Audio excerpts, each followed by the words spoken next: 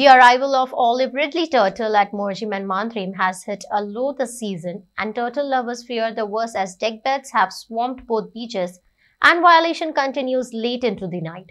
Deckbeds are seen laid out all over the Morjim beach. Here comes the most tempting deals on demo motorcycles from Auto K Suzuki Madgaon. Do visit and grab the deals. सध्या आम्ही तेमवाडा मोर्जी किनारी भागात आहोत आणि या ठिकाणी 1997 सालापासून कासव संवर्धन मोहीम राबवली जाते आणि ही कासव संवर्धन मोहीम सरकार पातळीवरून 2000 सालापासून ज्यावेळी मुख्यमंत्री म्हणून मनोहर पर्रीकर यांची निवड झाली त्यानंतर खऱ्या अर्थाने या मोहिमेला सुरुवात झाली आणि त्या काळात एकूण 500 चौरस मीटर जमीन ही केवळ कासव संवर्धन मोहिमेसाठी आरक्षित ठेवण्यात आली आणि ती वन्य विभागाकडे हस्तांतरण करण्यात आली। त्यानंतर या ठिकाणी छोटेखानी अभ्यास केंद्र उभारण्यात आले आणि या ठिकाणी आता आपल्याला दिसत आहे या ठिकाणी जी कासव आपल्या मोर्जी आश्वे मांजरे किनारी भागात वाळूमध्ये अंडी घालतात ती अंडी मग सुरक्षित आणण्याचं काम या ठिकाणी जे कर्मचारी आहेत ते करतात आणि या ठिकाणी जी आरक्षित जी लाकडाची एक सुरक्षा देऊन जागा सुरक्षित केलेली आहे त्या ठिकाणी ठेवतात आणि एकूण 52 दिवसानंतर नैसर्गिक प्रक्रियेनंतर त्या अंड्यातून पिल्ले बाहेर पडतात आणि मग ती समुद्रात सोडली जातात। हा एक भाग झाला। दुसरा भाग जी कासव समुद्रातून येतात त्याला खरं म्हणजे वाळू हवी, मऊ वाळू, जो खड्डा खणण्यासाठी त्यांना मऊ वाळूची गरज असते। ती वाळू या तेमवाडा किनाऱ्यावर आहे ज्या ठिकाणी जी सुरक्षित अशी जागा आरक्षित ठेवलेली आहे त्या ठिकाणी ती मऊ वाळू आहे, परंतु इतर ठिकाणीही कासव येते त्या ठिकाणी तशा प्रकारची वाळू नाही कारण मोठ्या प्रमाणात लाकडी पलंगाचा अतिक्रमण झालेला आहे। तो शेवटी व्यवसाय आहे। पर्यटन खाते ज्या पद्धतीने त्यांना परवाने देतात ते लाकडी पलंग घालतात, परंतु एका नजरेतून असं लक्षात आलं की पर्यटन खात्यांतर्गत जे सॅग रेस्टॉरंट आपल्या सरकारी जागेमध्ये दिली जातात त्यांना केवळ 10 जोड्या अर्थात 20 लाकडी पलंगाची परवानगी असते आणि जे खाजगी जागेमध्ये सॅग घालतात त्यांना 5 जोड्या म्हणजे 10 लाकडी पलंगाची परवाना असतो। परंतु आज जर किनारी भागात आम्ही एक नजर मारली तर आम्ही कुणाच्या विरोधात नाही, परंतु अतिक्रमणाला सुद्धा काही मर्यादा असते।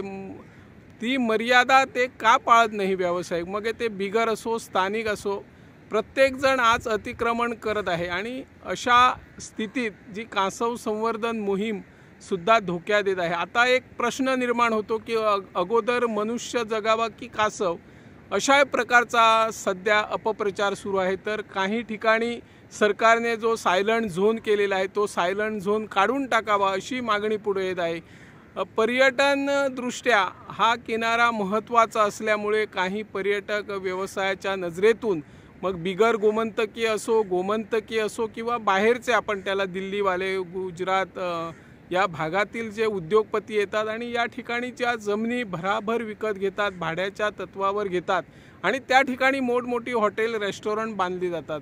पर्यटन म्हटल्यानंतर तू मग बिझनेस आला, बिझनेस आल्यानंतर सायलेंट झोन कुठं असतो तो तर गायबच होणार। अशा तऱ्हेचं मग लोकांमध्ये आणि स्थानिक पंचायती असेल अधिकाऱ्यामध्ये असतील कुणाचा कुणाला ताळमेळ बसत नाही आणि संगीत रजण्याच्या पार्ट्या चालू असतात, ध्वनी प्रदूषण होतो, स्थानिक तक्रारी करतात, पोलीस मग धावपळ करतात आणि मग एकमेकावर टीका करण्याचं सत्र सुरू असतं। एकंदरीत कासव संवर्धन मोहिमेचा जर आपण विचार केला तर त्यांना वाळू जी मऊ लागते ती वाळू सध्या कुठं गायब झाल्याचं दिसून येते, अतिक्रमण होत असल्याचे हे चित्र दिसतं। या ठिकाणी वाळू आहेत परंतु लाकडी पलंग जे घातले जातात तिथं जी वाळू असते त्या ठिकाणी सॅग उभारले जातात आणि सरकार परवाना देतो, त्याबद्दल कोणाला शंका नाही किंवा वाद नाही, परंतु सरकारने स्थानिक व्यावसायिक स्थानिक पंचायती आणि जे कोण व्यावसायिक करतात आणि पर्यटन खाते किंवा जे आपले वन्य विभाग आहे त्यांना